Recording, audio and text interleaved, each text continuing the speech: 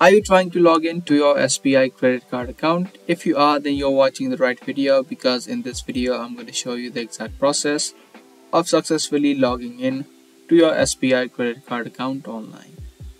If you have also got the credit card of SBI Bank, then in this video let me show you how you can log into it. Open up your web browser and search for sbicard.com. This is a dedicated website for SBI cards that SBI provides. Now to log into your account, you can see this login button on the top. So just click on the login button and it's going to take you to the login page. Now there are a few ways that you can log into your account. Either you can use your mobile number that is registered with your SBI Bank, and along with that type in your card PIN. The second method is typing in your user ID and the password that you created while signing up. And the last method is you'll need to enter in the card details of your credit card and your date of birth.